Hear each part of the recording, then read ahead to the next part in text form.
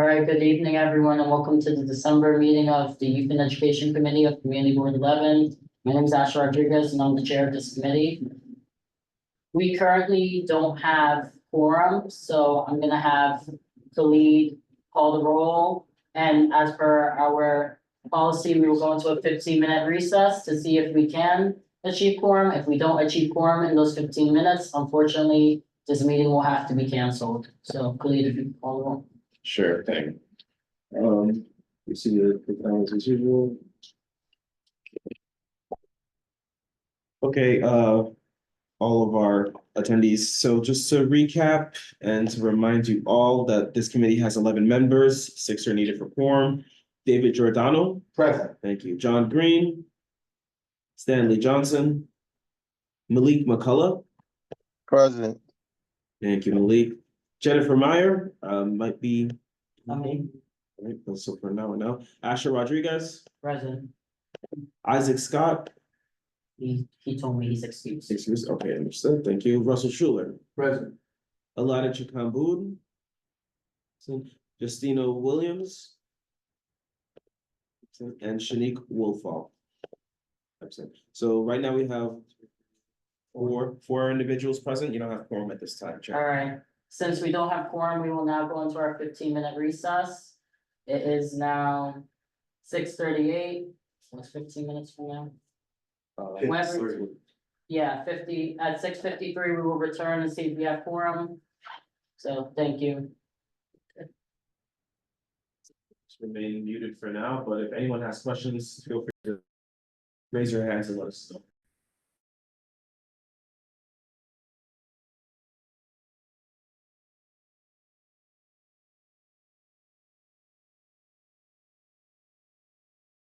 We're gonna go. Good evening, everyone. We now have quorum, so we are gonna go through. We're gonna go through, can we go back to the rules? I want to read them when we have quorum. So before we begin, here's a few ground rules. No one may speak until granted the floor. CB11 members, if you have a question about board business or wish to make a motion, please raise your hand and wait to be recognized. Members should not engage in a back and forth discussion. The chair will recognize the next person to speak. Please keep your questions and comments brief and on topic to the discussion. Members of the public, if you have a question or comment about the subjects on the agenda, please raise your hand and wait to be recognized. So we will now go back to roll. We're just gonna call the roll once more. David Giordano. Present. John Green. Stanley Johnson. Absent. Malik McCullough. Malik. Hi, Malik. I know you said you were present before. Just want to give you another chance later. Jennifer Meyer. Asher Rodriguez. Present. Isaac Scott is excused. Russell Schuler. Present. Alada Chikambud. Absent. Justina Williams. Absent. Shanique Wolfall. Here. Thank you. Malik, do you want to confirm your I'm presence? here. I'm here. Thanks, Malik. What Much you said? appreciated. Okay. Thank you. All right, we have quorum. So the agenda was distributed in advance. If there's no objections to the agenda, the agenda will be adopted. The meeting minutes were distributed in advance. If there's no objection to the meeting minutes, we can continue. Actually, the minutes, they weren't really edited or anything. They weren't. Yeah, it's just the basic template and any meeting action items, but they haven't been edited Can we vote since on the then. next? Sure, no Okay. problem. In January, we can do that. If everyone's okay, can we vote on the minutes for November next month so I can finish them? So we, yeah. Next. All right, any announcements? I have a quick announcement, on.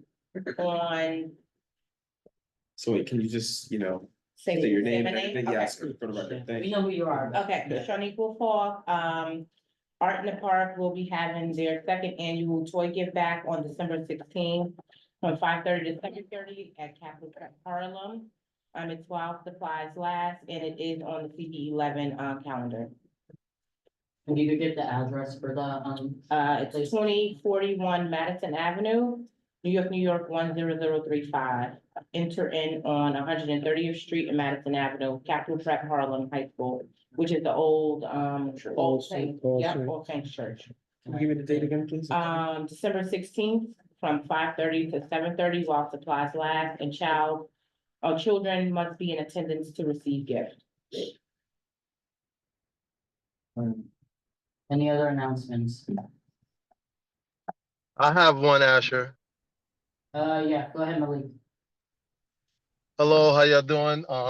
My name is Malik McCullough. I normally do an annual toy drive each year.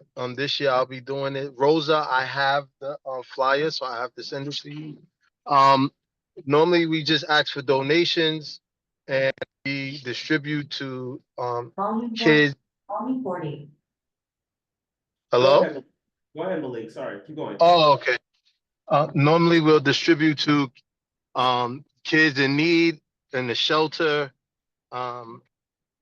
And we are collecting donations from now until the 20th. And we, depending on the shelter, we will give them out on the 22nd, which is Sunday, or the 23rd. It all depends on what's the availability time and what's the best time for each individual shelter. So I just wanted to give that information. I'll send you the flyer as well, Khalid and Asher, just so that we can have it and we can add it to our email blast. All right, thank you. Any other announcements? All right, seeing no other announcements, we will now go to our informational updates. So we're gonna begin with Dr. Christie. Is she on? Yes, I'd I'm love to- here. Thank you. Hi, Dr. Christie. Hi, how are you? Good evening, everyone. So great to be in community with everyone. Just want to share a few updates, and thank you, Malik. We do have a D4 holiday toy drive going on as well. We are accepting toys, anything from like 14 and under, in the lobby of 007, which is located on 160 East 120th Street. Excuse me. We will have our Winter Wonderland on Monday, December 16th. So those are two big dates. We also are going to have next week a Let's Talk Literacy for our teachers in collaboration with the UFT and myself, just to hear more from our teachers about how they're what's working and how we can best support them. We're also leveraging our Dream Squad, and I just want to assure everyone that our schools are deeply committed to ensuring that our children are safe when they're in schools. And so we have a lot of things going on with Project Open Arms, Know Your Rights. We're also going to, on December 17th, make sure all of our principals know, all of our parent coordinators, school counselors, social workers, everyone knowing about their rights, and also to share with the community. I think those are tomorrow, and I know our CEC president is here as well. Tomorrow we'll have our CEC meeting, but those are some of the big things that are going on.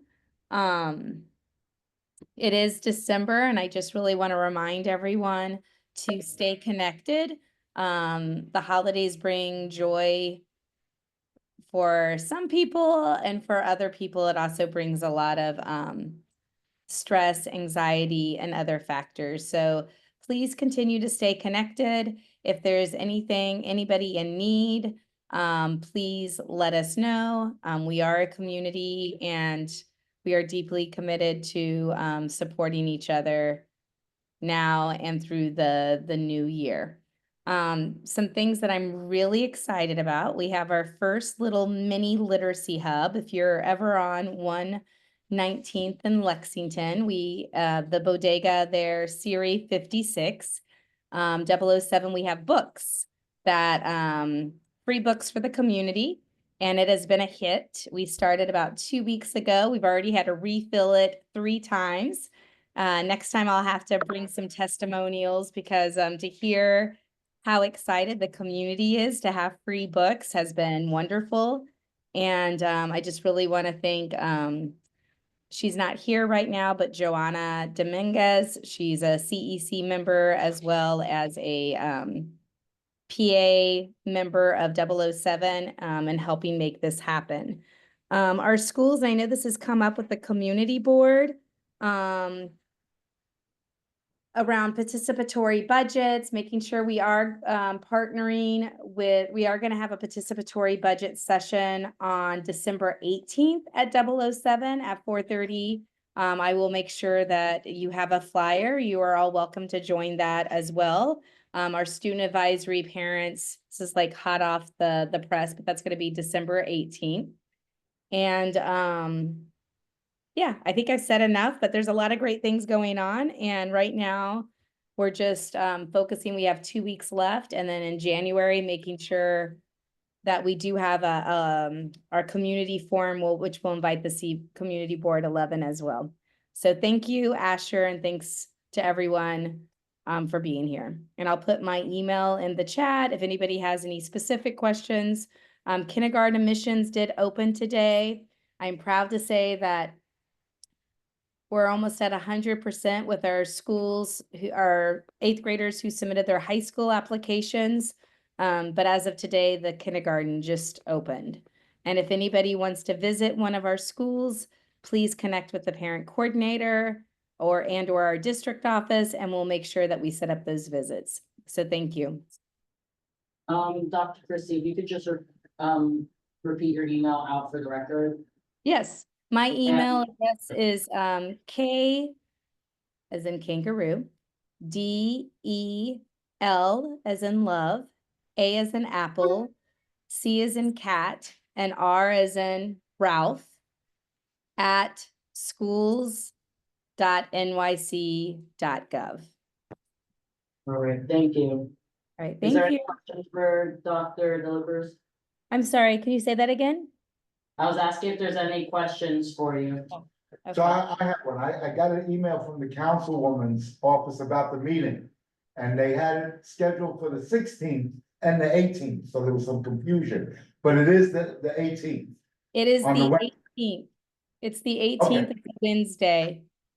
Yeah, And it I can't be, emailed the her, reason, so it's- and the It's reason gonna I be know at the school.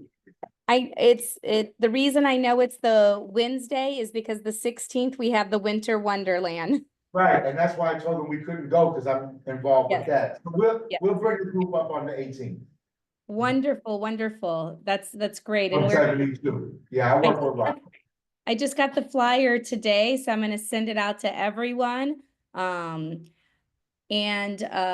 just so that you guys know, because I know this came up in the conversation, with our joint operating playgrounds with New York City Parks, we met this week with New York City Parks and really thinking about capital plan projects moving forward for some of our school sites. But that I can talk more about that at another time if needed.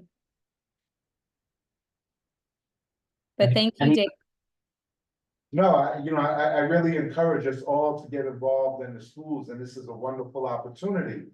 That it's just for the schools, right? So that we can really look at impacting some of our schools with good projects. Yeah, absolutely. And I do want to just to put on your calendar. I haven't created the flyer yet. But on January the 28th, that's a Tuesday, we're gonna have a D4 community forum. David, I know you've come. I know Rosa, a lot of people, Asher, you have come, where we will have the principals, UFT chapter leaders, the parent coordinators. We're also going to encourage bringing like the student council voice. But that's going to be on January the 28th, Tuesday. That's during the daytime, like around 9 o'clock. Right now, the location is supposed to be at Manhattan Center for Science. But as soon as I have the flyer, I'll make sure I send it. But that's another opportunity to come together and to hear the concerns and the needs of the buildings as well. Good, we'll be there too. Yes, thank you. See you tomorrow at Lexington. Yes, see you then. Any other questions for Dr. De La Cruz? All right, thank you, Dr. De La Cruz, for always being here, we appreciate it. Next is, I saw Elizabeth was on. Elizabeth from CC4. Hey everyone, good evening. Elizabeth Soto Cardona here. I just wanted to share a little bit about our last month. We had 3 resolutions that we were able to vote and approve. The first one was end discriminatory eligibility policy for students with disabilities in accessing student Omni cards and transportation. The second one was resolution opposing mayoral control of New York City public schools and supporting community control of schools. And the third one was resolution providing dedicated busing transportation for 3K and pre-K students. We also had the pleasure of partnering with Weill Cornell doctors, and they talked about the management of pediatric asthma and what to do in an emergency. So that was like a great meeting. It was recorded, so we can share if anyone's interested, and it'll be on our website also. Tomorrow is our meeting. It'll be at Lexington Academy at 6 p.m. Our guest speaker will be Office of Pupil Transportation, OTP. Of course, our wonderful Dr. De La Cruz will be there. We will also have Union Settlement. And that's all I have. I wish everyone the best holidays and a happy new year. And please stop by and see us tomorrow. Thank you. Yeah. I have 2 questions. Before I call on people, sorry, y'all. Go for it. Could we have those resolutions sent to us, because we typically like to vote and give our support to the resolutions that y'all pass. Absolutely. Where should I And, send it? I'll give you my email tomorrow. I'll see you tomorrow. I Okay, appreciate all right. I appreciate the short commute tomorrow. Just go downstairs. And also, was the school invited to present? Because I remember something that y'all were doing was the schools that you go to. They typically present. No, we shied away from that this round because it just extended the meeting so much. So we didn't unfortunately invite the school to present. Would you be open to people from the school presenting? I would, but I would have to ask the council, and it seems like just short notice, Asher. What maybe you and I can talk offline, and maybe we could come up with something quickly, and I can present it to the council in the morning if you like. Yeah. I'll talk to Dave about it. Okay. Thank you. Thanks, Elizabeth. Of course.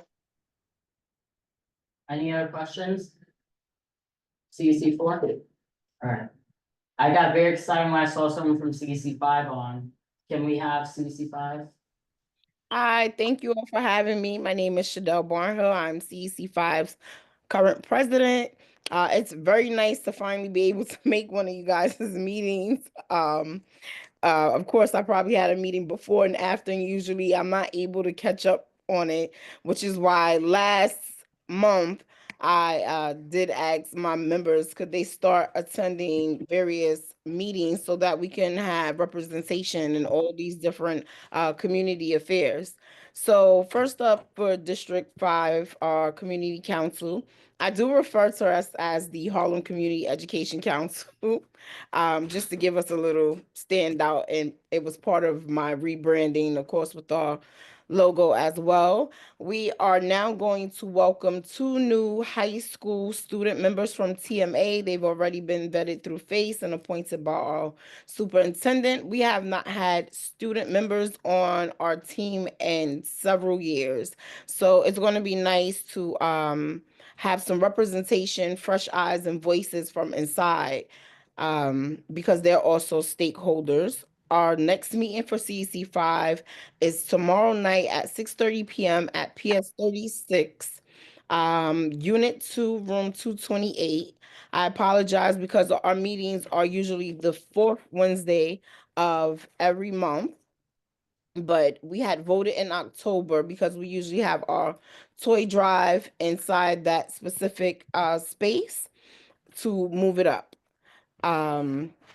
So again, our dates are every fourth Wednesday at 6:30 p.m. And you can also find that information on our CEC website, which is CEC5 at schools. Forgive me, .nyc.gov, but I'll also put that in the chat. And you can also find our minutes, meeting announcements, members' information, and who's the liaison to what school, and as well as some of our district information. As everyone else, I was hearing District 5 will be hosting its annual toy drive at PS 154, the Harriet Tubman Educational Complex on 127th between 7th and St. Nicholas, 7th, 8th Avenue. I'll put the if you have not seen the flyer, I'll have our AA send it to you guys. We had voted to move this to a different space because we care about our individuals that are in our schools. We have parents who come out. Sometimes you have sick children and it's extremely cold, and we don't want everyone outside having to register, because you do have to register. Anyone from middle school and below, you have to come with a parent to receive your gift. But we would just wanted to make sure that we're treating individuals how we want to be treated. We don't want to be out in the cold, and just because you're giving us something, it doesn't mean that you have to wait out on these lines and wait for it. We want you to come in and have a good time, have hot chocolate, take pictures with Santa Claus, walk around and look at the gifts, and just have a sense of community. And CC5 will be heading the as the decorating committee. Also, something that I'm excited to share from the district is we have a new initiative, and it's going to be called Harlem U, YOU. It's a program that's been designed to support families throughout the year with workshops, classes, and resources that are more tailored towards them. It'll help the parents gain valuable skills, build stronger families, and foster meaningful connections with our community by keeping us all in contact with each other constantly throughout the year. If you guys have not been in receipt of an email with the registration link, I will have our AA Miss Lisa Kenzie send it out to you all tomorrow as well, so that we just all can stay connected. And thank you all for the opportunity. If you have any questions, I'm open to it now. I appreciate you being here. There's no shade by saying, I know that a lot of our meetings overlap. I appreciate you making the effort to be here. Does anyone have any questions? Just mine is one question. I'm not sure if you mentioned it. Is there a virtual option for the meetings? No, we don't have a virtual option. Some of my members have expressed having a virtual option, but what they seem, these individuals that have that expression to think is that they will not be there. And I keep explaining, you have to be there too.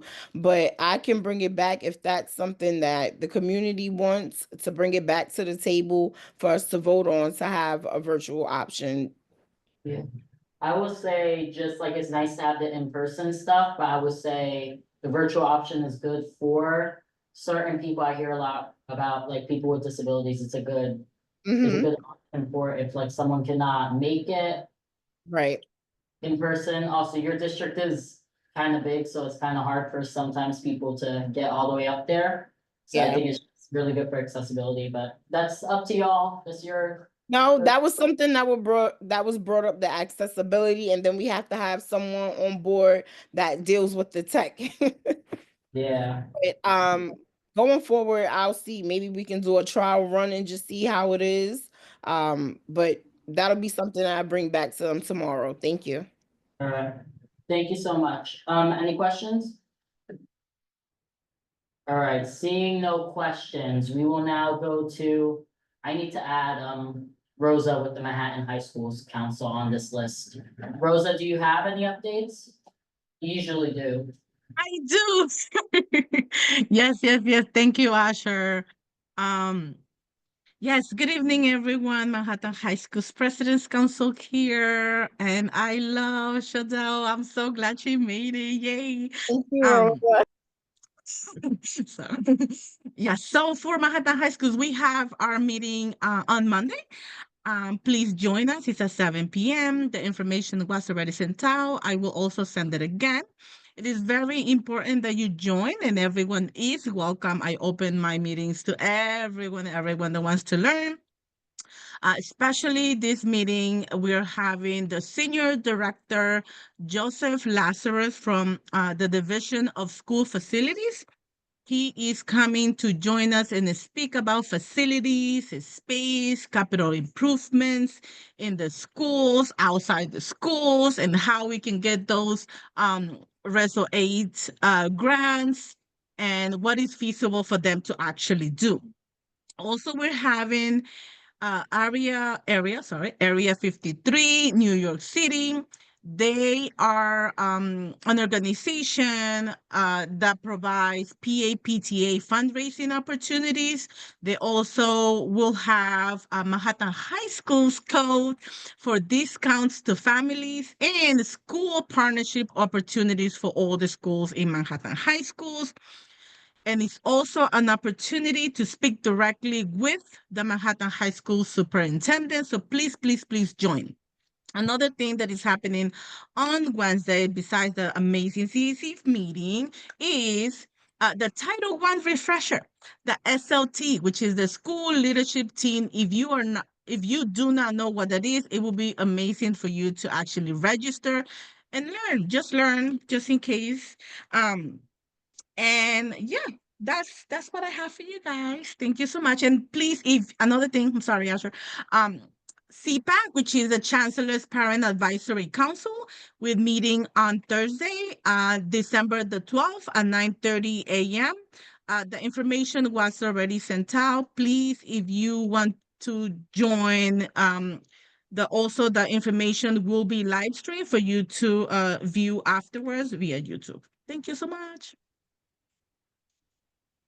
All right, does anyone have any questions for Rosa?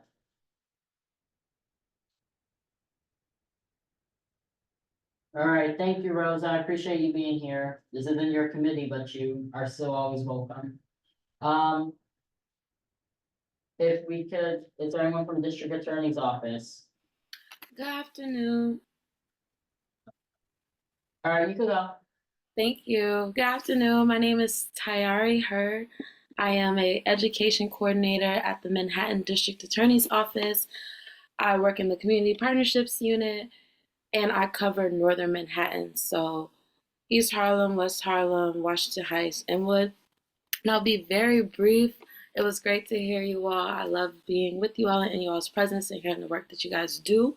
We are supporting toy drives. We're collecting at the office, and we would love to share toys with you all. So Malik, I would love to connect. I don't think that we would be able to do anything by the 13th deadline that I think I heard Dr. Christie mention.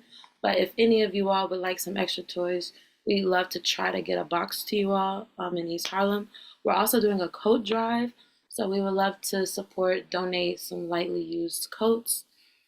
And then also I'd like to share that we did a presentation series with Wagner Houses in November. So I think it was really great. We're going to pick this back up in January. We learned some stuff, but it was pretty successful to say that we started it off.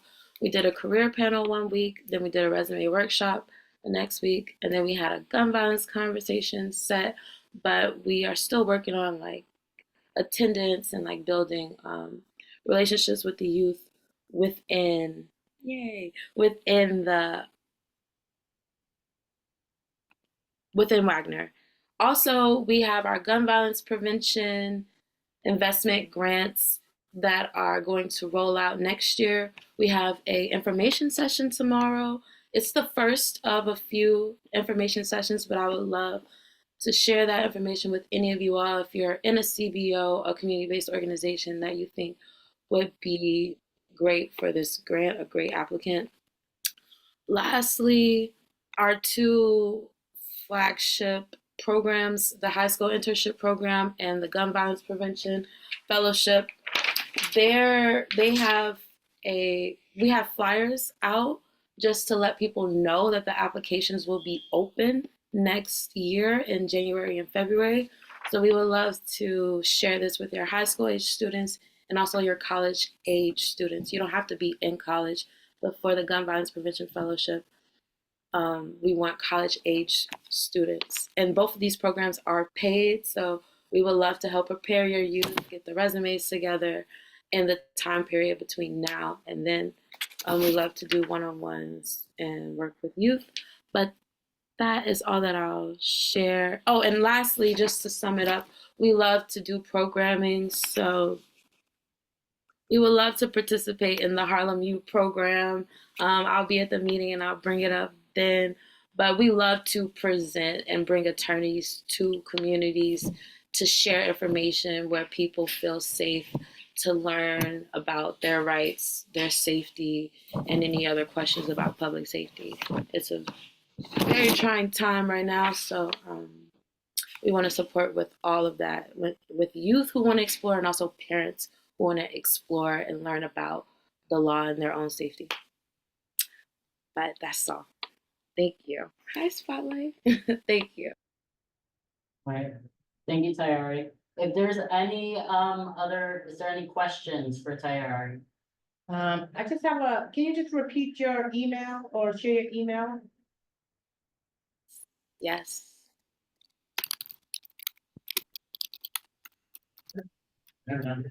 I have a question, Asha. Oh, yeah, go ahead, Malik. Hello, how you doing? How you pronounce your name again? I'm sorry. Tyari? It rhymes with safari. Tayari. Oh, Tyari. Thank you. Okay, Good, right? got you. That was great for me. I appreciate that, Tyari. I just had a couple of questions. One, as far as Wagner and you saying you're looking for other stakeholders, I was asking, as far as the kids are concerned, who were you reaching out to bring more students or more kids from Wagner to the event? We were working with Scan Harbor because they work in the space that's in the community center. Thank you. But I think it would be smart if we reached out to partners like GOSO and Street Corner Resources, like other East Harlem partners. But I would love your help and support as we try to pick this back up in January and also be in other projects. What is your targeted age that you're looking for? Middle school, high school. Yes. Okay. Yes, Skin Harbor is a one, but how about targeting the schools in that? That makes a lot of sense. Because they would but directly connect and be from that direct area. So Yeah. maybe you can especially being in middle school, I mean you can do both. You don't have to do one and see what you can come up with. That makes a lot of sense. Yeah, that's something I did not do, and I think that's really helpful. Dr. Christie and Malik. So I'll be in touch, especially as we try to do this again. And send the photos and just really try to deeply partner with you all. Thank you. No problem. And your email is in the chat, correct? Yes, sir. If you could send yours too, I could also reach out. Yes, I will. Thank you so much. No problem. Any other questions for Tayari? All right, seeing no questions, thank you so much. Appreciate it. All right. Is this a informational update or is this a presentation? Less of a presentation, more of an outreach and Okay. trying to, we've worked with New York Junior League before. Yeah, I know, Right, yeah. so. All right. Ananya, you available? Yes, I'm here. Hi, everyone. I'm Ananya. I'm from the New York Junior League. So I'm just here to talk about opportunities for us to work together and see if we actually have people that want to help us out with an upcoming event that we have. So just to start off, we're having this event called Take Office. That's going to be on March 15th.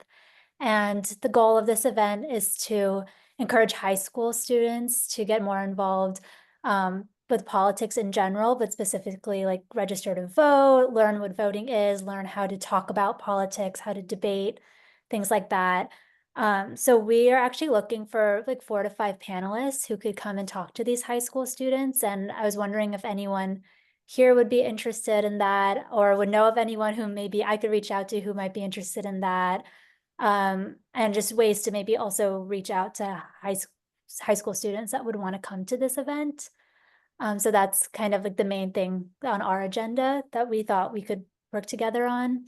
And then if there's ways in the future to also collaborate, I know that there's so many people here with amazing causes that the Junior League would love to support. So just want to get that connection going. So I guess my question is, what are you looking for? You know, if you're looking for somebody to come speak to kids, what are you looking to them to speak about? What would be the focus of who you want, you know, or what you want? Yeah, so we actually want a diverse set of panelists. So obviously our topic is a little bit open in the sense that we're still finalizing the exact agenda for the day. We do know that we want to focus on just being active citizens and just kind of teaching them the basics of, you know, what are elections, how do you register to vote, and what does voting mean, and how do you talk about politics, how do you get involved at like a local level. So anyone, like we were thinking of maybe even having like a news reporter come or someone who works in like local politics or like maybe someone from the GA's office would be great. But just like a big mix of people that could talk about just how to be an active citizen. And I know that that's really vague, but I think that also opens up to the panel to have kind of a cool mix of people. Yeah, it is a little quite broad, and you know, to keep kids focused, if you go all over the place, they'll be all over the place, right? So that's why I was asking, really, what's your focus and goal that you want kids to get from attending this? You know, citizenship could be having community board members come and talk about what it is to be a community board member, and what's the responsibility, and what advocacy and work they do. You know, there are different levels of citizenship, but if you make it too broad, it'll be a lot about much that I don't think people will walk away with. Kids need a focus, they need a purpose. We kept them hostage for 4 hours and 5 hours in a community meeting that they behaved so well and listened, but what did they walk away with, right? I would say try to narrow down your topic where citizenship could be, but not so broad that you have the entire gamut, and then that's just, I work with kids. And to keep their attention and to work with them, it has to be focused, it has to be interactive, and there are too many things, they're gonna get lost in their own thing. Yeah, I know that's really good feedback to have. I know that last year our focus was sustainability and climate change, and we worked over a few months to really narrow down that focus. So right now we're in the process of, you know, we have our general idea, and over the next couple months, we're going to really fine tune it and finalize the agenda. So it will be a little bit more focused as of now. What I do know is that it is going to be a shift from the climate change agenda, and it's going to be focused on like voting. And I think we're going to have a fireside chat in the beginning where we'll have the panelists talk and we'll have a Q&A session. And then after that, we're going to facilitate some sort of activity, whether it's like an in-person debate that they'll have about some current event, or we'll have them do something interactive, but even that's not fully nailed down yet. So, I mean, if you do have any suggestions, I mean, we're open to that as well. I think the starting point right now is to first see if anyone's even interested in being on the panel, and then seeing from there what we can work into the agenda. Well, I would, and speaking for myself, if you wanted to do something around community board, again, for me to volunteer to do something, I need a little bit more focus on what you're asking us to do, so that we can be effective in delivering it, right? And that it's meaningful. If citizenship could be, you could have a whole bunch of people there that are non-citizens, they want to find out how to be a citizen, right? So how do you want to define this? So what's the target population that you want to give them something? They're youth, right? They're 18 seniors, because voting for a 12-year-old and a 13-year-old is. It's too far off. It doesn't relate. So if you want, people to be take an active role in your community, you join community boards. We have a group here that's Community Board 11, that can tell you what it is to be a member, what's the responsibility, see, focus, narrow, boom. And then you can have people from different committees, so you broaden it that way, but I would just suggest, focus it. Yeah, no, that definitely makes. If you want me to volunteer, because I'm still not clear what you want me to volunteer for. Yeah, no, thank you for that suggestion. I will definitely be back with like a more focused agenda as that gets developed. I kind of wanted to introduce the idea right now, and we'll still work out the kinks and all of that. But yeah, I see that there's some people in the chat who said there might be potential speakers and people, so I'll definitely reach out. I'll share my email in a second, and yeah, I will be following up in the future with more of those details, but I don't want to speak and say that we're focusing on one thing and then it changes as of now. Rosa has her hand raised. Rosa, you could go. Thank you, Chair. Ananya, yes, I do know about your organization. I believe we've had a meeting. Also, Khalid knows about the organization because we've already been involved. I'm sorry I couldn't go to the event, but I would love to see how we can partner or maybe strategize to have more youth involved. Like civics is very important and it should start at a young age.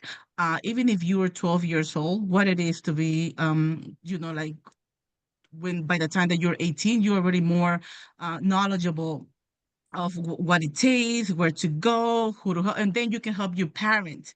You know what I mean? So let us come up with brainstorming and ideas so we can have our youth involved in this initiative. I really appreciate that. Thank you.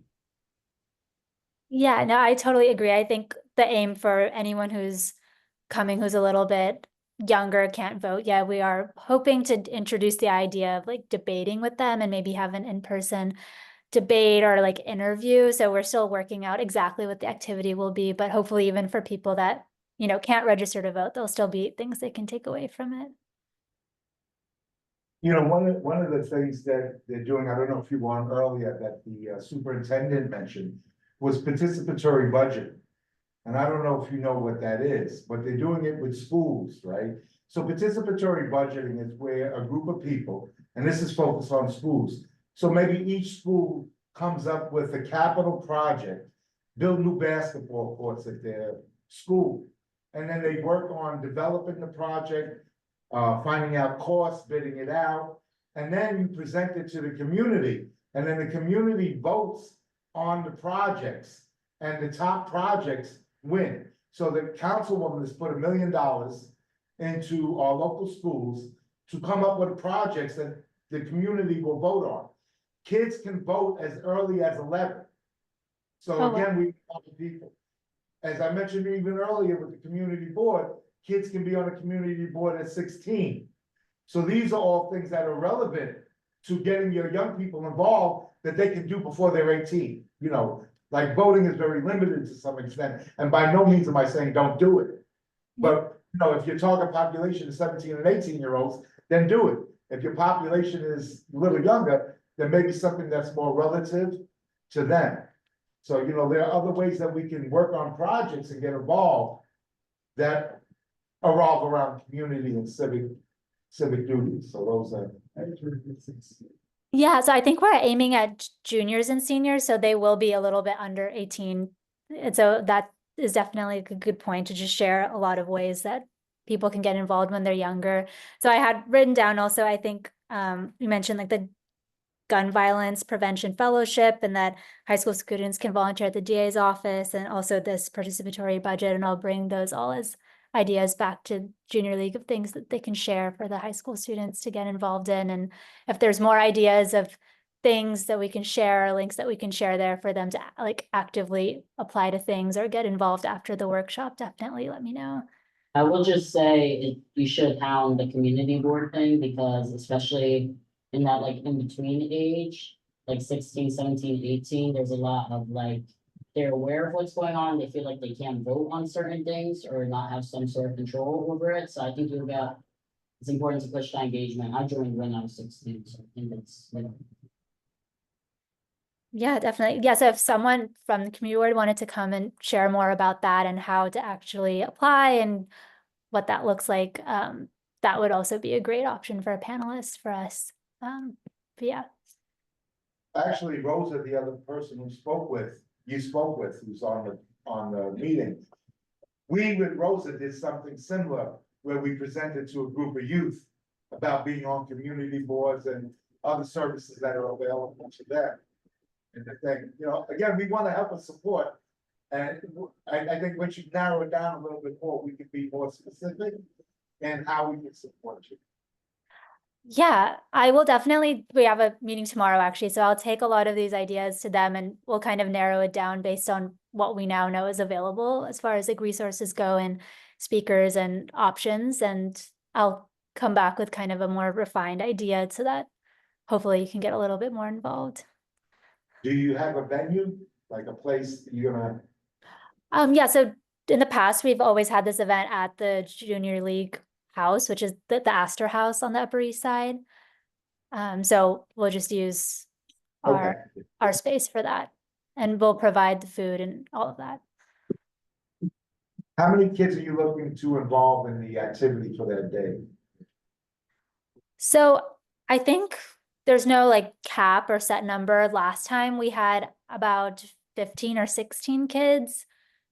We can do a larger group if more people are interested. I think we ran into some issues as far as like the outreach and the marketing last time to get more people involved. So, I mean, if there are more people, it's not that we have to cap it over there, but even I think a small group like that took away a lot. So there's not really like a minimum or max, but that's where we were last time.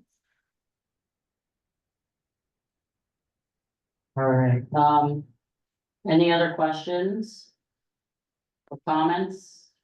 I just want to make sure that we move the agenda along because it has already been an hour. I want to be respectful of everyone's time. Just, where did most of the students come from last year? You know, because we don't have many high schools in this district. Rosa has got more connection with all the high schools than the rest of us do. Are you focusing on East Harlem youth or just teens in general, you know, city? Like, I know you do a few programs, right, in East Harlem, right? Yeah, so I think that it doesn't have to be from East Harlem. I know last time all the girls were from one after school program and they all came together and they were all friends and they already knew each other. So it wasn't as much of a mix of people. I think this time if we could reach out to more high schools and have a bigger mix of people, that would be even more ideal. But I think that last year it was just East Harlem, but it wasn't because we only want people from one area. If more people are interested. Sorry, we want to be wanted, so. Rosa, did you want to share some? I'm waiting for the chair to Sorry. give me. See you, Rosa, so speak up. Go Rosa. Thank you. Yes, so just in East Harlem is 7 high schools, but I support 121 high schools all the way from District 1 to District 6, which is Washington Heights. Like I mentioned before, we're able to partner, connect you directly with principals so we can do the outreach. You know what I mean? Like, let's brainstorm together. Let's just make it happen. I'm a doer, so let's just make it happen.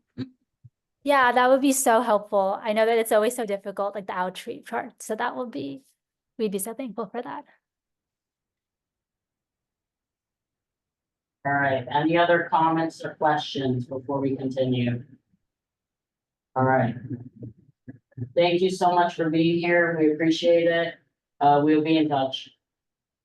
And if you can get back to us, you know, with some of the ideas that you narrowed down, that'll help us direct or, you know, identify people that can support this. Perfect, will do. Thank you.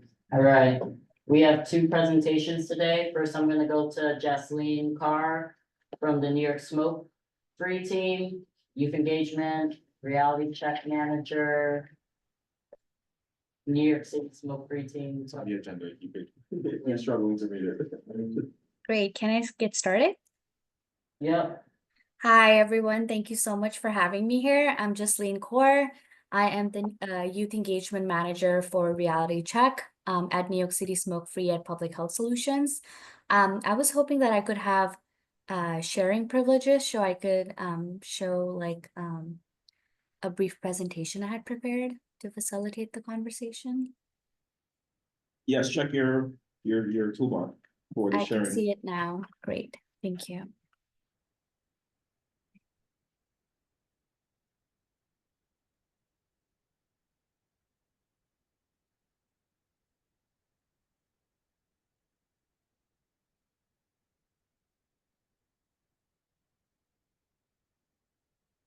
Can everybody see my screen? Yes. Perfect.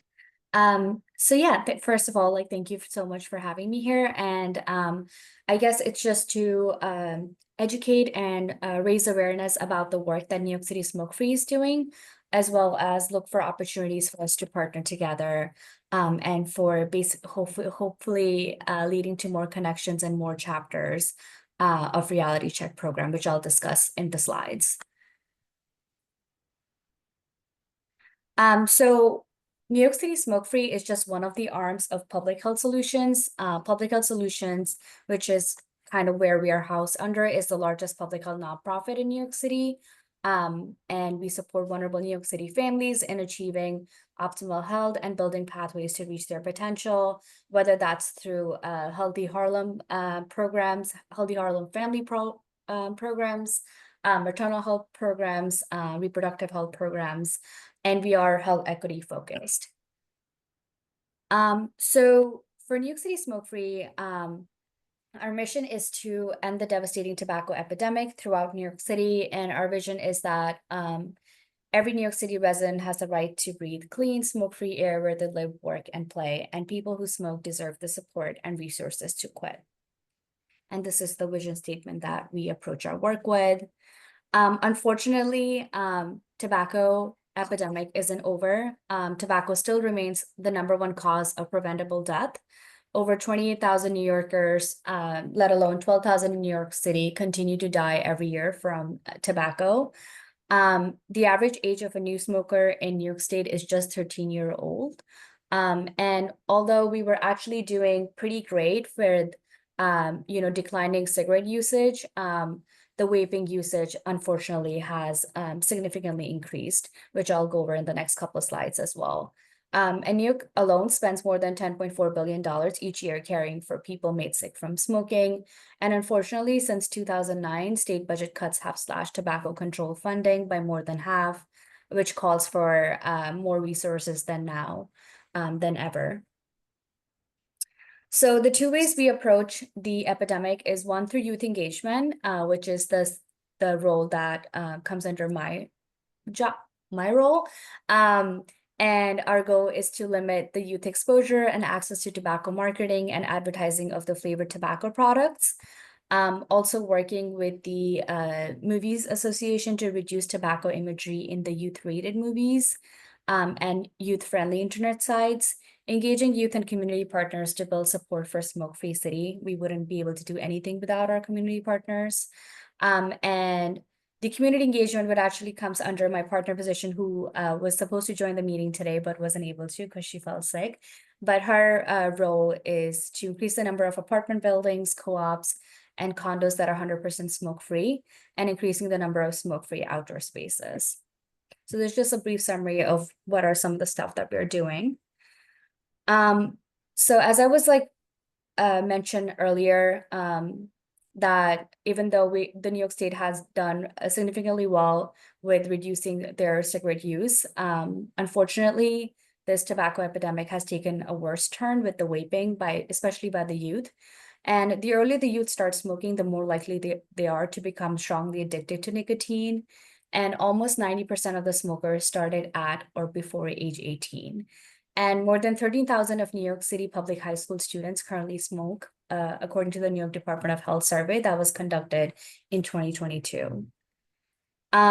In 2022, nearly 1 in 9 middle school and high school students reported current use of some type of tobacco product.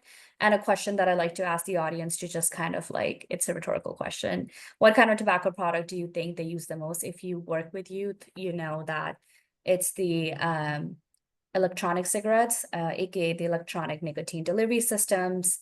And they were found to be the most common tobacco product use among middle and high school students, 2.06 million alone in 2021. So as I mentioned earlier, despite that we are seeing a decline in cigarette use among youth in New York State, unfortunately, the e-cigarettes use has increased dramatically by 160% between 2014 and 2018. And NC use that we see typically is higher among the New York City high school students than adults, with approximately 44% of students reported having tried e-cigarettes, which is like an alarming number because that's like close to half. And I think one thing that I want to point out is that when these e-cigarettes were, introduced into the market, they were, advertised as a way or avenue to reduce smoking or to quit smoking, but there has been no research done as of now that shows that they actually help you quit smoking. In fact, they're actually higher likely to get you addicted to nicotine. And of course, what happened between the years of 2014 and 2018 is that we saw the rise of like flavored e-cigarettes. You can find them in menthol flavor, you can find them in blueberry flavor, hot pink, whatever flavor you name it, they're there. So what are we doing in terms of the youth engagement end? So I'm the Reality Check coordinator for Manhattan. So Reality Check is a statewide program designed for youth between the ages of 13 and 18. And its focus on its aim is to reduce the number of teens that initiate smoking by exposing the tobacco industry. And it can look like in many different ways and forms. So typically the way we run Reality Check programs in schools is like run through like an after school program, like a club setting, where we meet bi-weekly and we have activities designed for them to, learn more about what are the harms of smoking. And the way this program is set up is that it's like peer-to-peer learning. So it's not just us like going to young people and being like, hey, smoking is bad for you. It's more just that we have this core youth that actually reaches out within their communities and distribute materials and share information with their friends, family, to let them know about what are the dangers of smoking, any resources that they need that can help them quit, and to know that there's help for them. And to date, we have engaged over 4,000 students from almost 60 schools across New York City.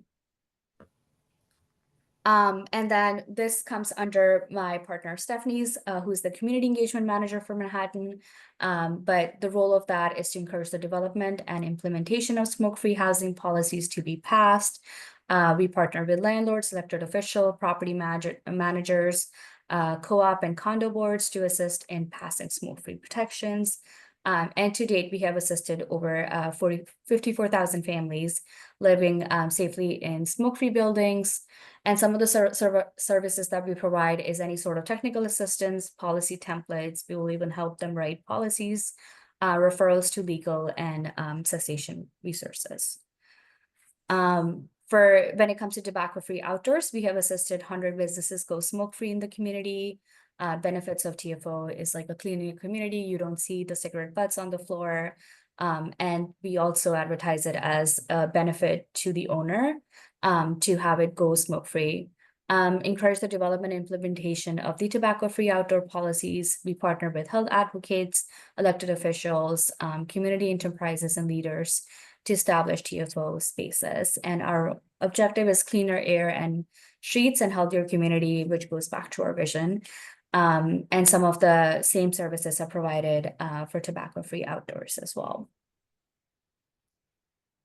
Some of the ways we can partner together for reality check, it would be great to be able to connect to guidance counselors, SAPIS counselors, or any school personnel in middle schools and high schools in the neighborhoods. I know that I had tried to get my way in through the East Harlem tutorial program earlier. I did one of their health fairs after school, but I still haven't been able to like have that connection where like, you know, I've been able to go into the school and present. So I'm hoping that with this partnership, I can sort of get like a step in the door, connected to local organizations who are working with youth populations, and for smoke-free housing and tobacco-free outdoors, introductions to major developers who are building in the neighborhood and then in the district, introduction to concerned community members and residents who are facing being involuntarily exposed to secondhand smoke, as well as to any small businesses who may be interested in TFO policy. And overall, we'll just also be happy to get involved by just writing a small blurb for your newsletter or like email blast about our program and initiative areas and all the different events, whether that's tabling event or outreach events that we are currently doing. And I think that's it. So I'm happy to answer any questions or take any feedback and discuss ways we can partner together. Thank you so much for your presentation. Is there any questions? Mine just quick. You might have mentioned this, have you spoken to the asthma center we have in East Harlem? Say that one more time, I'm sorry. We have an asthma resilience center on 110th Street. Have you spoken to them? No, I have not been able to, not as of yet.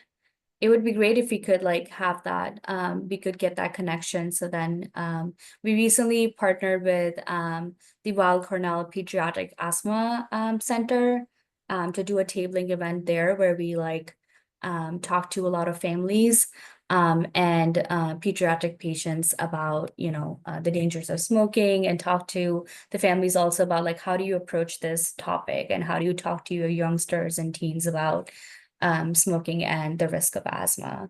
So I would be happy to further that connection. All right.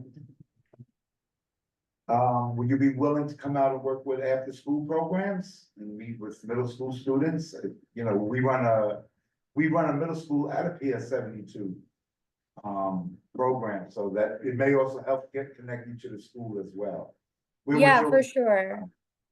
That's like a #1 avenue to like get our youngsters engaged is through like an after school program. And we have some of the chapters in schools, but like I said, I'm trying to work hard to get into the East Harlem area. So I would be happy to come talk to your school about this opportunity and then see where it goes from there. Thank you, we'll reach out. Great. Any other questions? There was a Warnie's Holloway that has her hand raised. Well, Hi, good evening. How are you? Good. How are you? Thanks for I'm asking. actually, I'm doing pretty well right now in this moment, this very refreshing moment. So if the panel or the guests and the supervisor directors and CBOs don't mind, I'd just like to take a moment. So I have been a resident of East Harlem for 30 years, over 30 years. It's about 34 years. I had so much to say. I was invited into this meeting by someone, and at first I was like, no, I was a little apprehensive. I would like to begin by stating that on March 24th, my granddaughter was gunned down on 128th between Park and Lexington. She was my only granddaughter. I'm sorry, Marnies, do you have a question directed specifically Yes, for? yes, I do. And it's directed at both, and thank you for cutting me off because it really ties in, because this is what community is, and it's very important. And public health and solutions, you're currently in my school. just to let you know. I do work with Miss Abreu, so you're more than welcome into my high school in District 5. The individual trying to be connected with Aisha Sekou, we work very closely together. Okay. So, and I am a SAPist with the Department of Education. So if you want to push into the schools, you're more than welcome. I'm W. Holloway at schools. So your organization has done wonderful presentations at my high school. And I'm connected to other high schools in the community. And I brought up the fact, because I'm not going to sweep that under the rug. I want to be part of any organization in terms of gun violence. I live very close to Wagner. So I have a lot of connections. I've been a SAPist for well over 10 years. So I have a direct link to the high schools and particularly District 5 and 4. I work both districts and the downtown districts on 50th Street. That sounds amazing. I would love to connect with you after. Absolutely. Absolutely. Please shoot me an email. I would greatly appreciate that. And sorry for dampening your evening on gun violence. Oh no, thank you so much for being vulnerable and sharing that. Yeah. I think I saw you put your email in the chat. Could you say it out loud for the record for those of us who, we can't really see the chat from here? Your full name, email? Yeah, No, sure. the person who was just talking. Okay, sure. It's Warnice. It's W as in water, Holloway, HOLLOWAY at schools.nyc.gov. All right, thank you. I appreciate it. You're very welcome. And my suggestion, if you would like to talk more on gun violence, and I'm not trying to cut you off.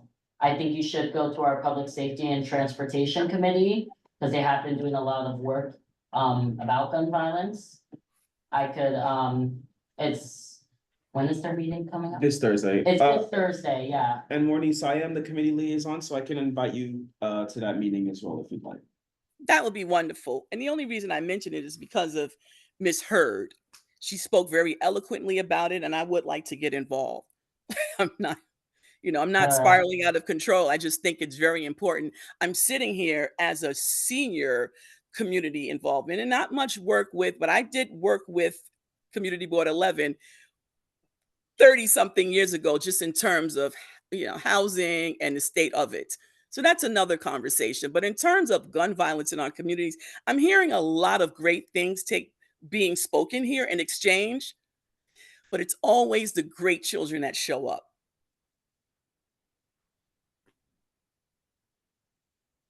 We understand. Yeah. Yeah. I think it's just time for us to reach. I work in a transfer school. So that's a different conversation. And they would love to have any of you, especially the gentleman that was speaking at the table. I'm sorry I didn't catch your name, but he's there at the community board and he's sitting at the table and he had a lot of great things to say. And I am interested in that. All right.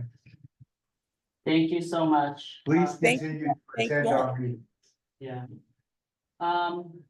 Is there any other questions for Jasleen? All right.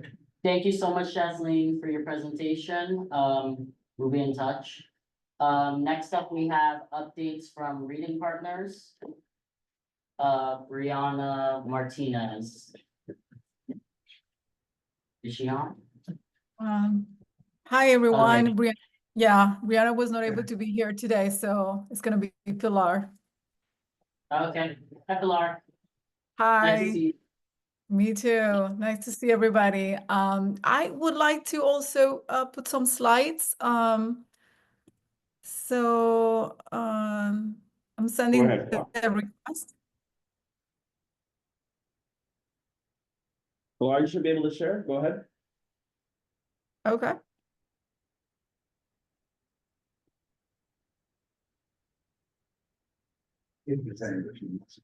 Yeah. All right, you can start when you're ready. Pilar. 'Cause we need to Okay. see your slides, yeah. Okay, everyone. Again, thank you and good night. Thank you for having me here. My name is Pilar Sulo. I am an AmeriCorps member, and I'm serving with Reading Partners, New York. And I'm just here with the idea of this presentation is to introduce you for the people that don't know about Reading Partners, introduce you with our organization and give you a sense of the incredible impact that Reading Partners in your community in the East Harlem. We partner with under-resourced elementary schools, community-based organizations and other mission-aligned organizations throughout the United States and also in your community. So what is our mission? Our mission is to help children to become lifelong readers by empowering communities to provide individualized instruction with measurable results. So here in New York City, we are in 23 schools. Each school will enroll about 55 to 60 students. Each student receives 2 sessions per week at no cost to their families or the school. And we currently have about 1,430 volunteers. So we've been here in New York since 2010. And we are a supplemental program aligned with state standards. This means that we aren't trying, sorry, someone talking. No, Please continue, go ahead.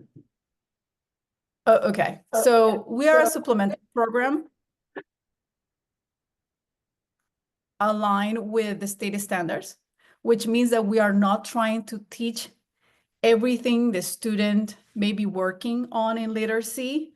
Instead, what we do is we try to get the fundamentals for them to read successfully. And that can be taught through twice weekly with volunteers. So here in East Harlem, we are in 6 different schools. As you can see in the screen, we are in PS 171, Patrick Henry. We are also in 108, 375, 102, 96, and River East Elementary. So how do we stay in the community? By establishing long relationships and effective partnerships. So, for instance, we work with federal work students from colleges and universities from the area. For instance, we have 28 partnerships. Some of those partnerships are from students from Columbia University, NYU, CUNY, and they provide a lot of tutoring sessions for the students. We also work with America Reads Initiative students for the Federal Work Study Award. And they tutor, but they also gain professional experience. Some students simultaneously earn credit towards their degree in education and human services. So we also partner with religious institutions. For example, we partner with the Engage Jewish Service Corps that is in the Upper East Side. And these organizations actually have adopted PS 102. Most of the members of that organization tutor specifically in 102 in the East Harlem. Similarly, members of the congregation Sarua have been instrumental in supporting one of our newest schools in River East. We also partner, and I read, and I heard from Ananya and everyone that about local high schools. We actually work with a lot of high school students. We just ask them to be older than 14 years old. And we do it through internship programs. A lot of schools have special programs for the students. And so they engage with the community. So we have a lot of that, Anaya, so we can talk about that after this. We also engage with public libraries. So those are some of the ideas of the partnerships that we have. And we always are looking to engage with new school partners. We're always looking within the East Harlem community. And we would love that if any of you have any referrals from the community, that would be great. We also looking for ways to get further involved with the Community Board 11, like seeking opportunities to inform the East Harlem residents of volunteer opportunities to support literacy grow in their own neighborhoods. That the idea will be that people are from the community. This could include like tabling events, newsletter opportunities, identifying new community-based organizations. We're open to do that. So then we can bring new volunteers from the community. We are always recruiting volunteers. The more volunteers we have, the more students we could serve in your community. So now let's talk really quick of why we do what we do. So reading partners exist because of systemic racism. We live in a society where resources and access to opportunities are not equitable or fairly distributed. This is evidenced by the fact that we serve mainly Black and Brown children who attend elementary schools that are historically and currently under-resourced. So our goal as an organization is advancing educational equity. That's the reason we exist. Educational equity is crucial part of a pursuit of racial justice.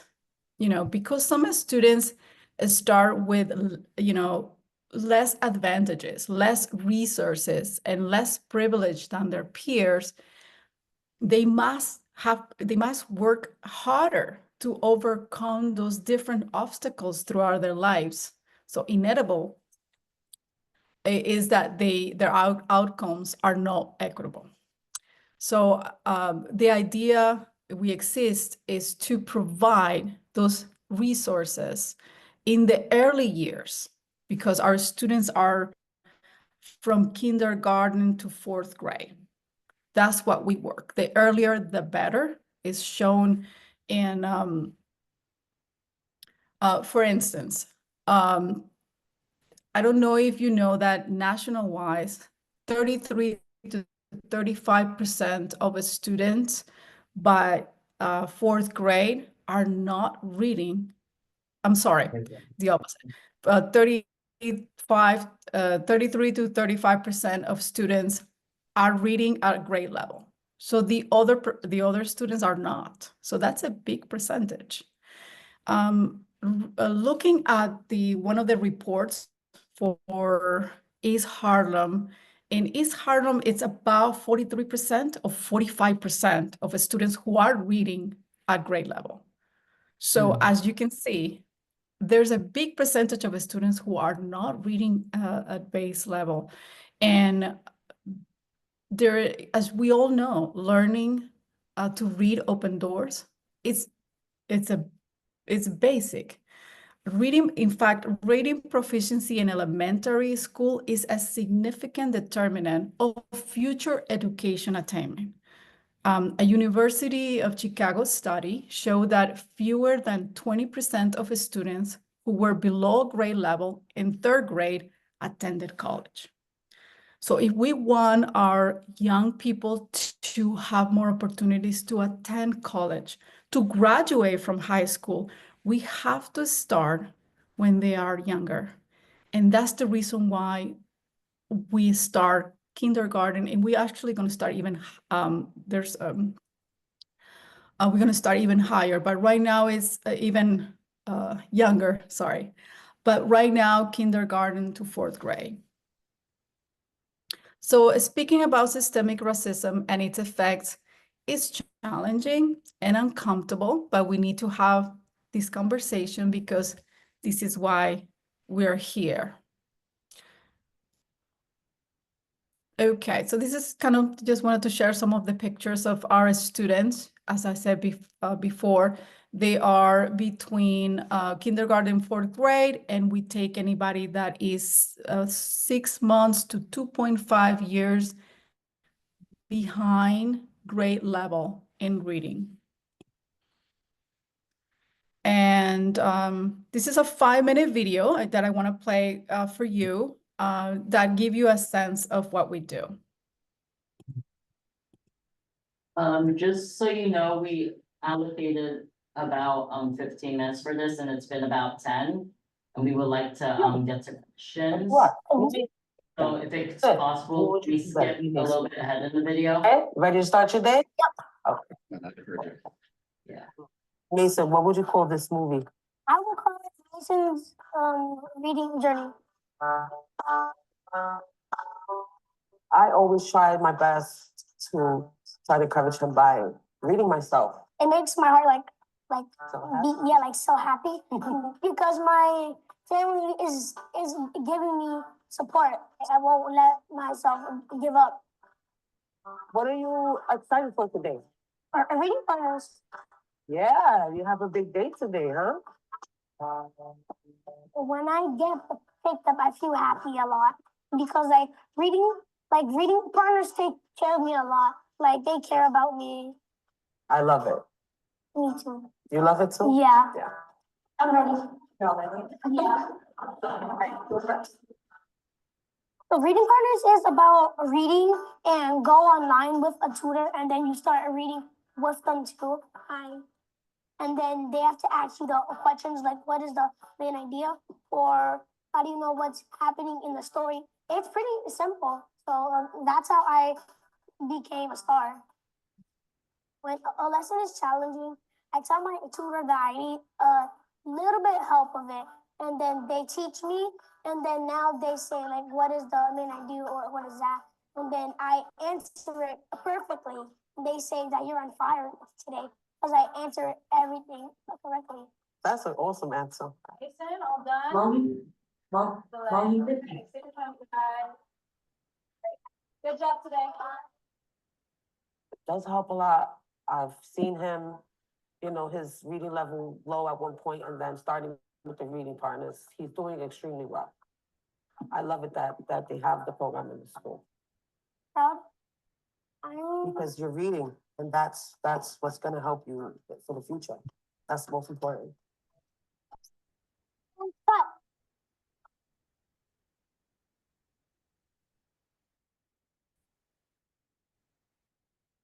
Okay, so I heard why. So that was like 2 minutes. I don't know. Do I still have time to continue a little bit, or you want me to end it here? I want to be respectful with.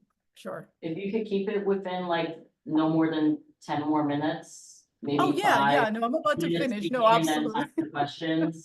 I would appreciate it because I like to be respectful of the committee's time. Oh, absolutely, absolutely. No, less than that. Okay, let me okay.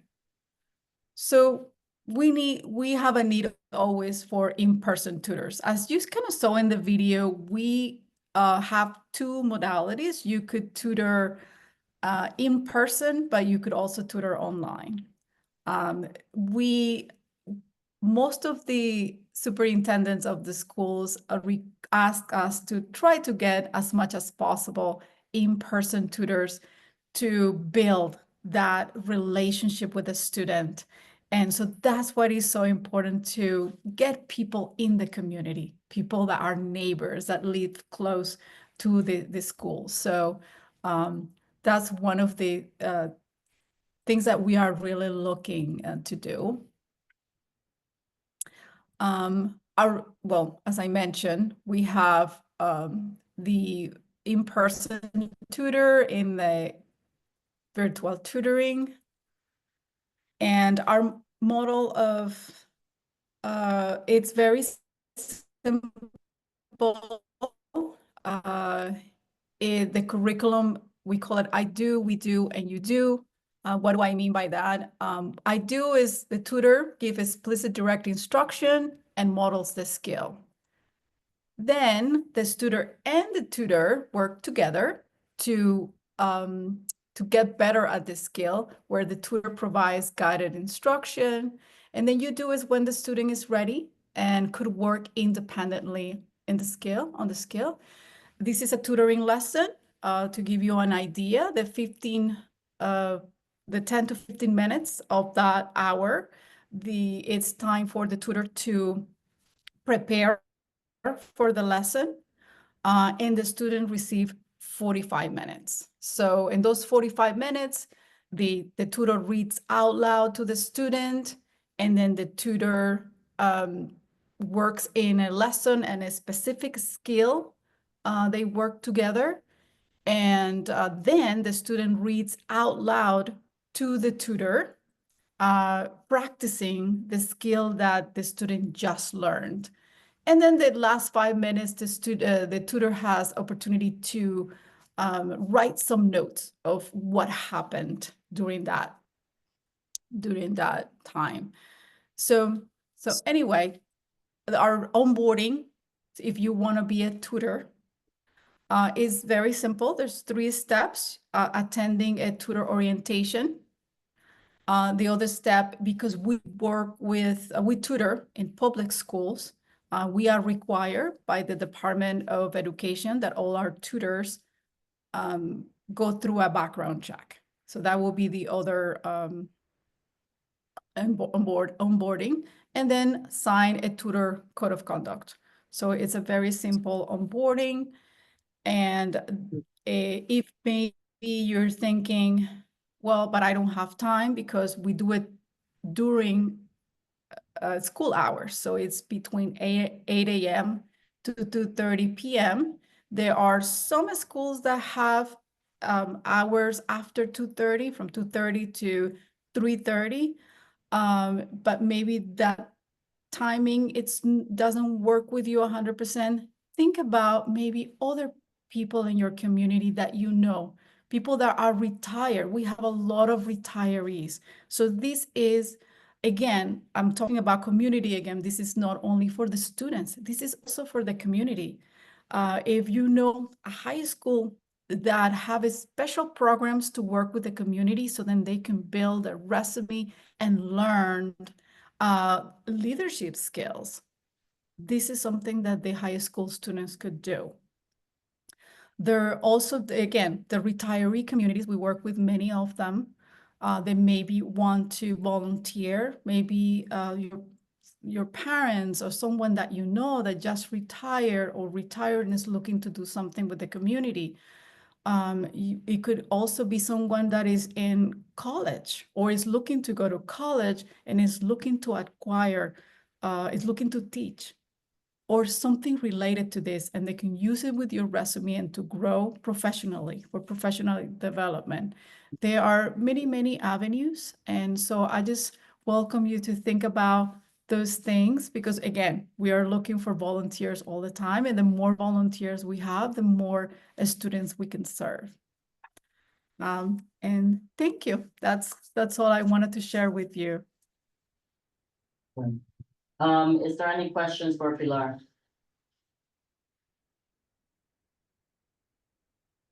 All right, seeing no questions, thank you so much for your presentation. We appreciate you coming and giving us an update and your continued community support. So we look forward to seeing you again, future. So yeah. All right, going to our next agenda item. Let me give Khalid a second to pull it up. Pilar, can you unshare your screen for me, please? Oh, yes. Hold on. Oh,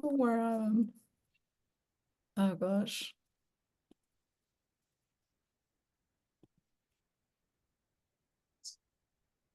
Oh,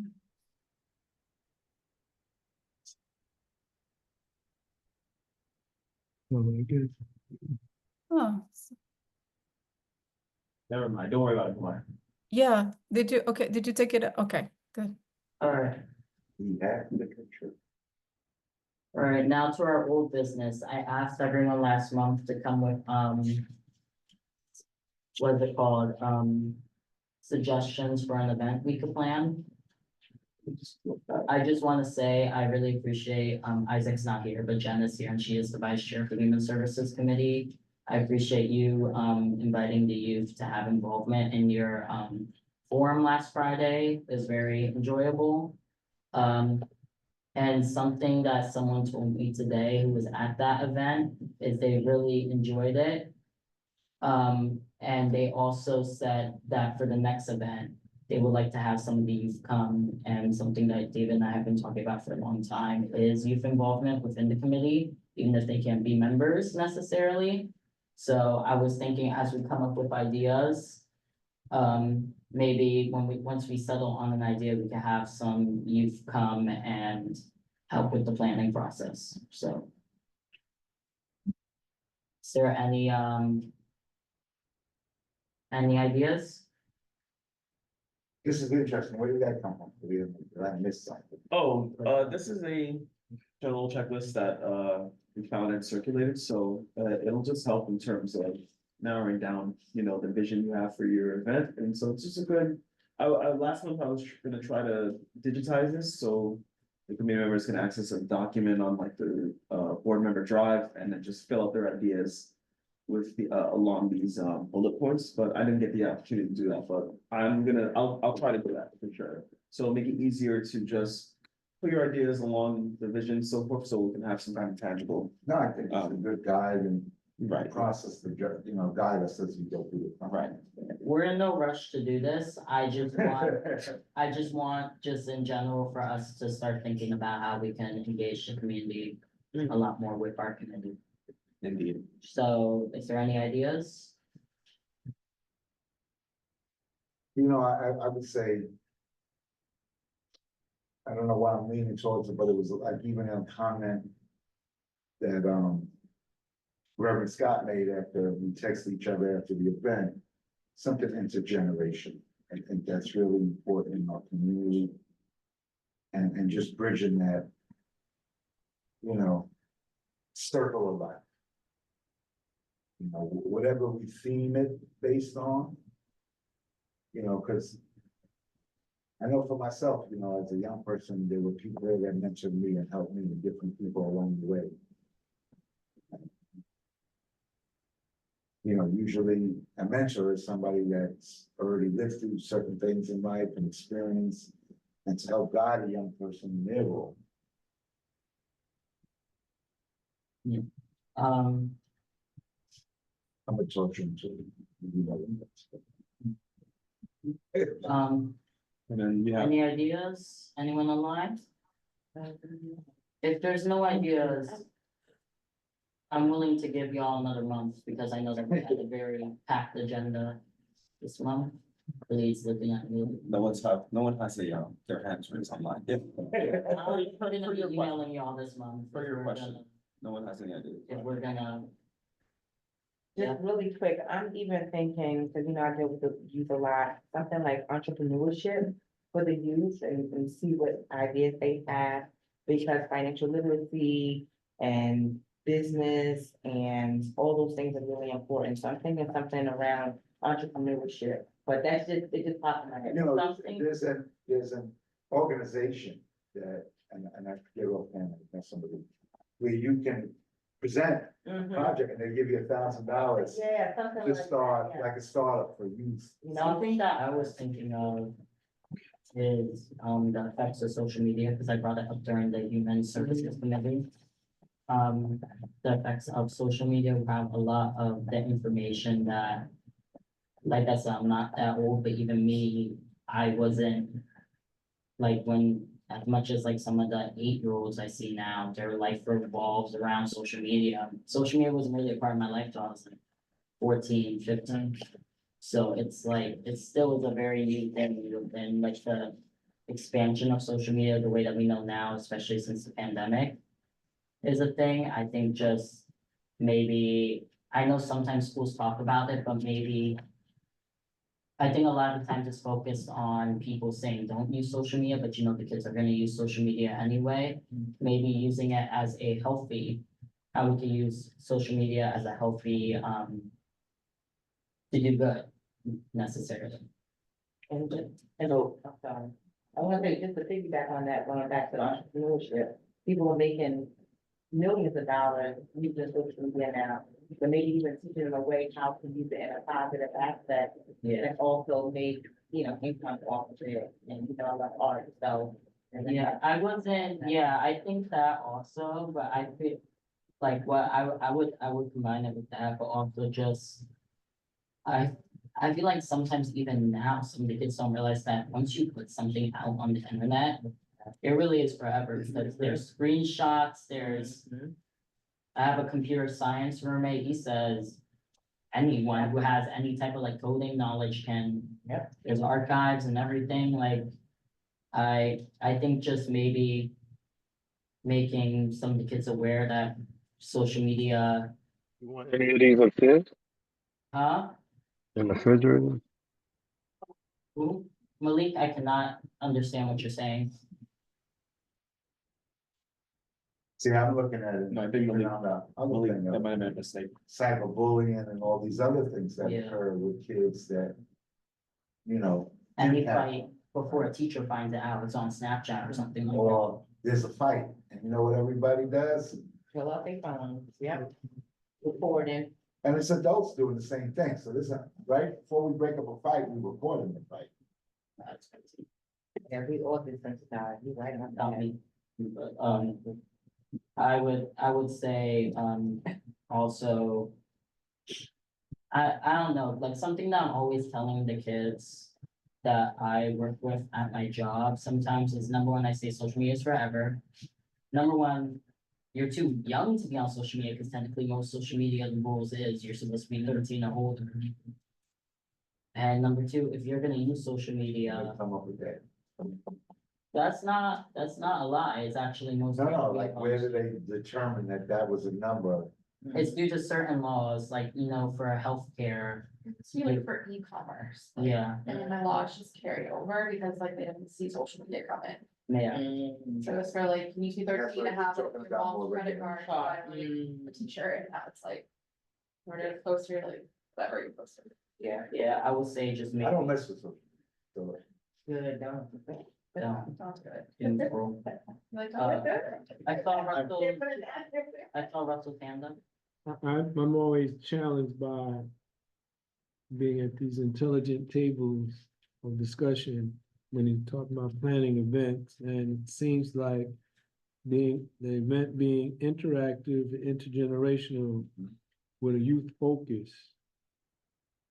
And then we bring up topics that may be leaning toward, not in the middle, more geared toward young people. When we talk intergenerational, how far up, how far down are we going? What topics can be engaging? I think it could be intergenerational because a lot of older people don't understand a lot about social media. I think it could be a way to find the middle ground and start. I really want to focus on social media because I will, and there's data to support this. That's the number one reason for a lot of stuff nowadays. A lot of information gets spread through social media. You see, even city governments have social media. I found out New Jersey government has an Instagram the other day, which I was like, Let me state, excuse me, let me state my topic. I'm not talking about topic specific. I'm talking about the event being interactive and intergenerational, no matter what the topic is. Right. All right, so it's gotta be where I came Friday, and my observation from that well-planned, well-executed program, and we're talking about young people, and we're lecturing to them, talking in languages that they may, in concept that they may not understand.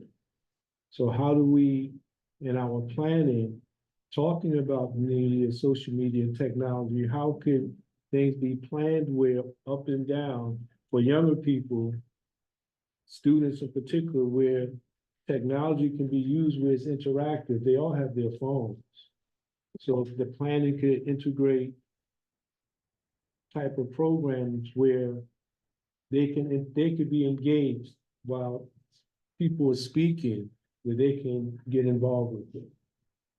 It would help maintain more focus with. I'm talking about I'm saying, I'm always challenged by not this alone, where I am and where we're planning events, where we want to be interactive and intergenerational, because that's needed to coordinate the disconnect.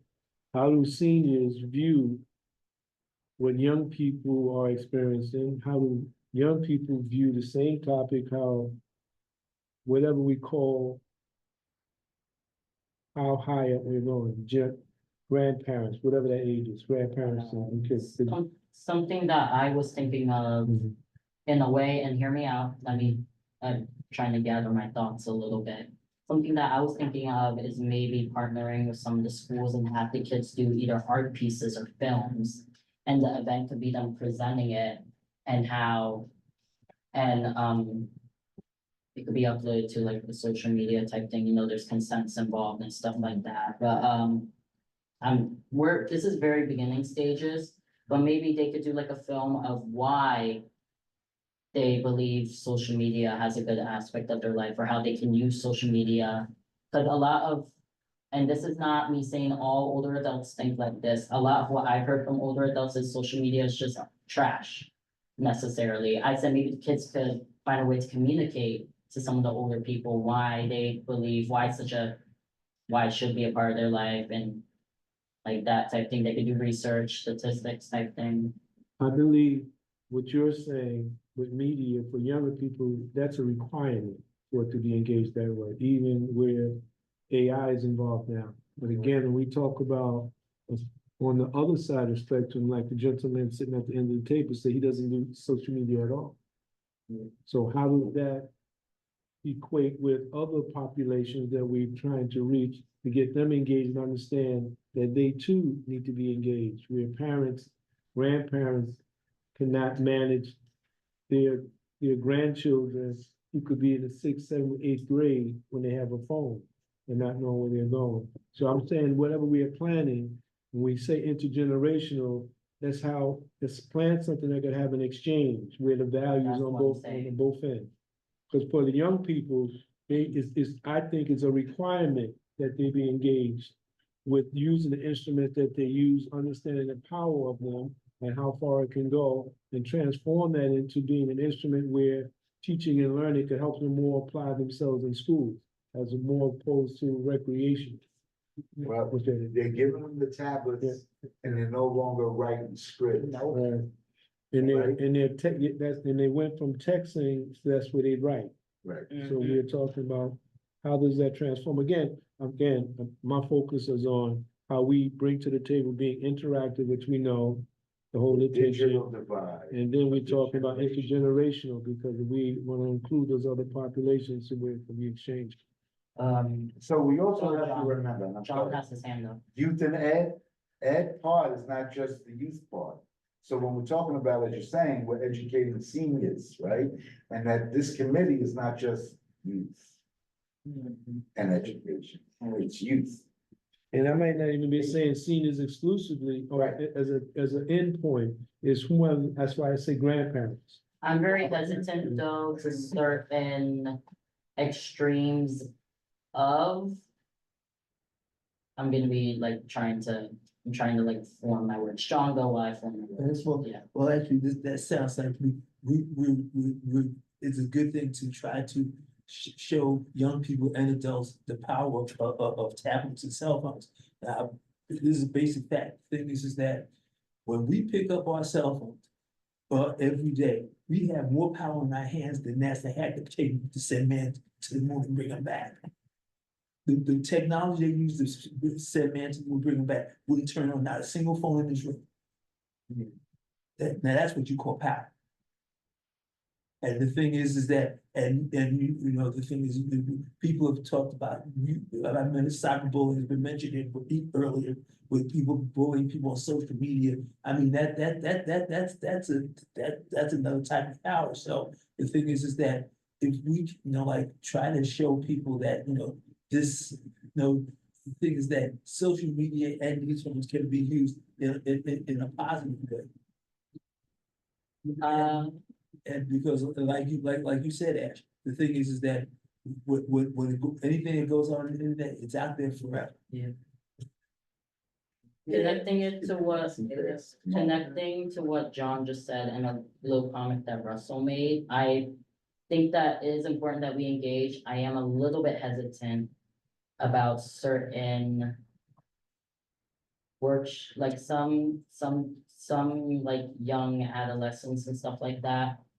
Social media, I'm not saying posting, but what they consume on social media is their escape from a certain reality sometimes, of a reality that they don't necessarily feel safe in their homes sometimes.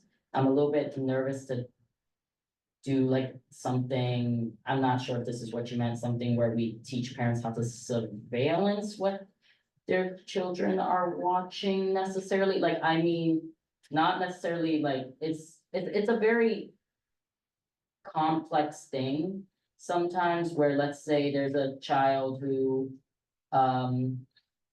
is discovering certain things about themselves, and they turn to social media to like watch some like YouTuber or something like that discuss like their experience. You don't want necessarily a parent who's not okay with a child discovering certain things about themselves,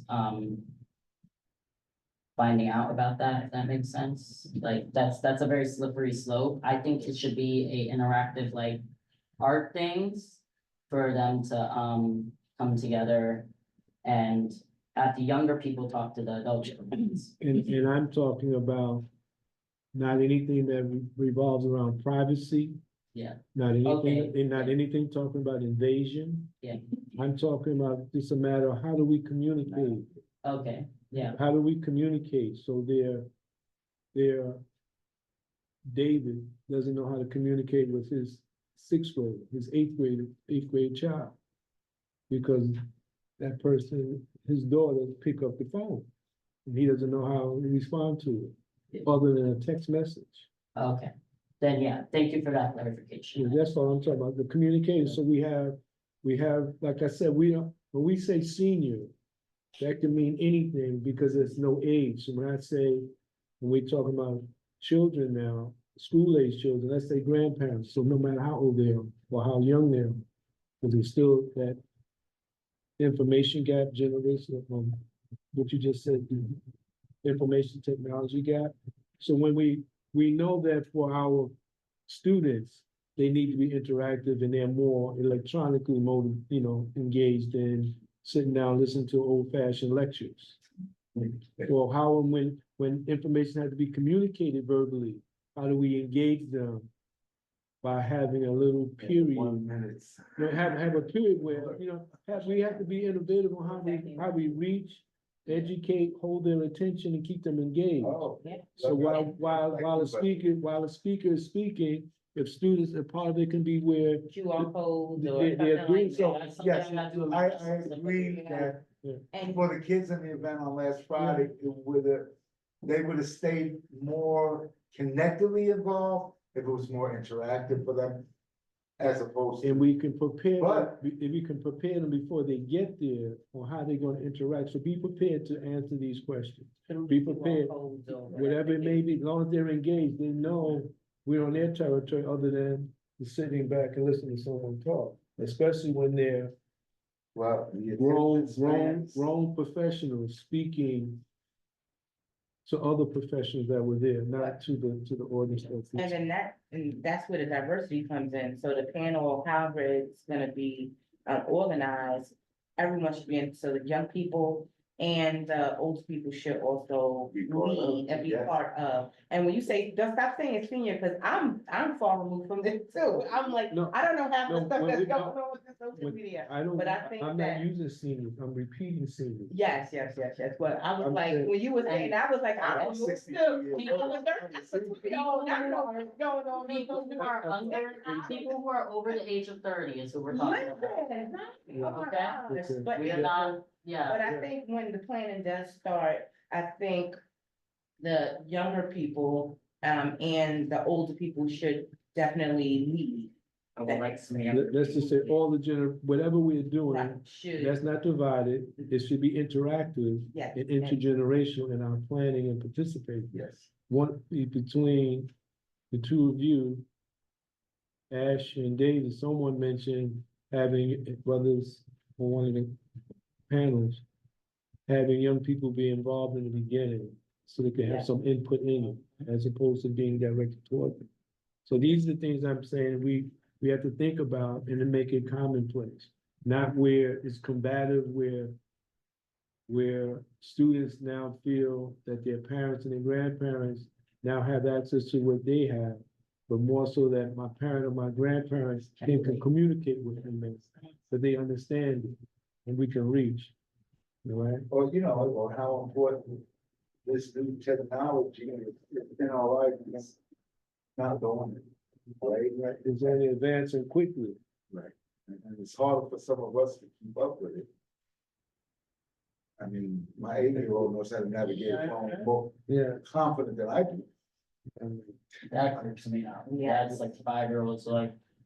Right, but again, when they were born, they sat next to their parents who had these in their hand. And so it became an attractive thing. Right, we mirror, we model. I say it a different way.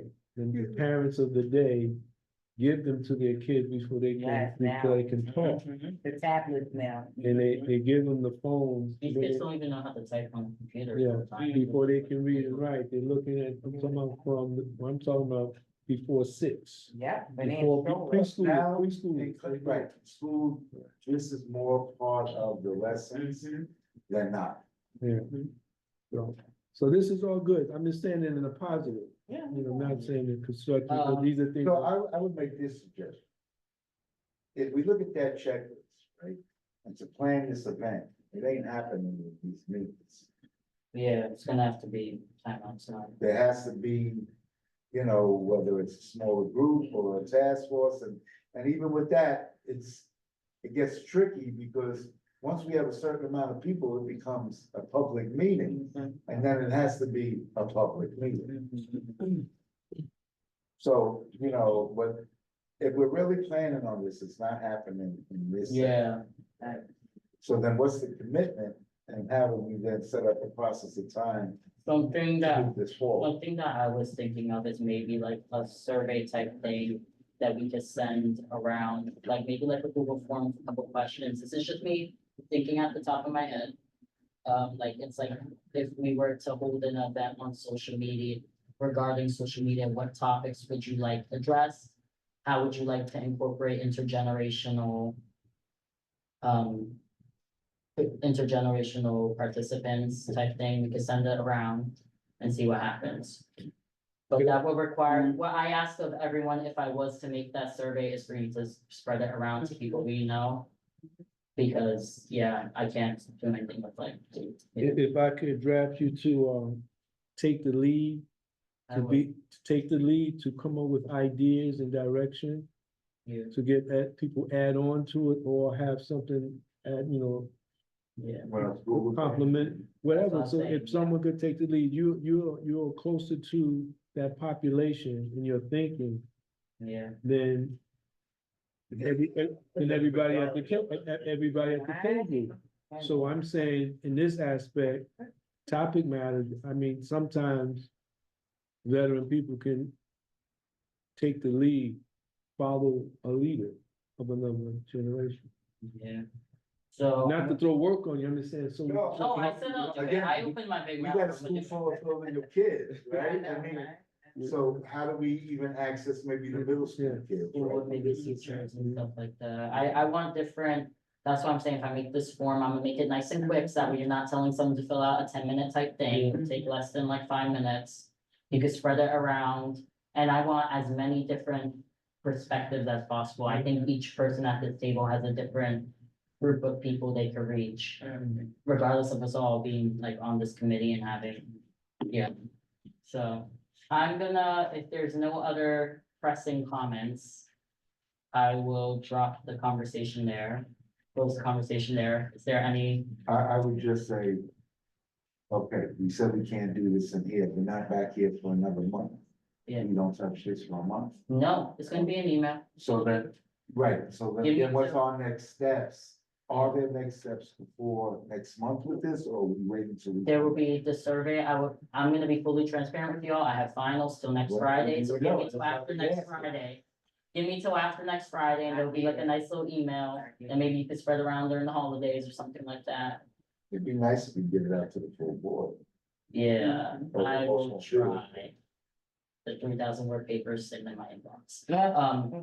So, We've all read it. okay, so if there's no other pressing comments, I'm gonna continue with the agenda to get us out of here at reasonable time, semi-reasonable.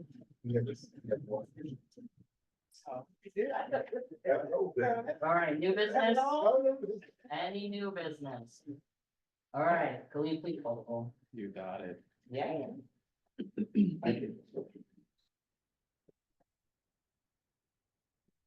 David Giordano. John Green. Here. Thank you. Stanley Johnson, Malik McCullough. Here. Thank you, Malik. Jennifer Meyer.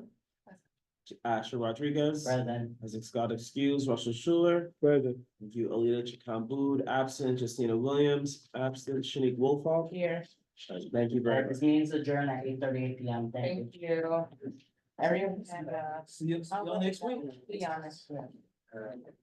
Hopefully it's not.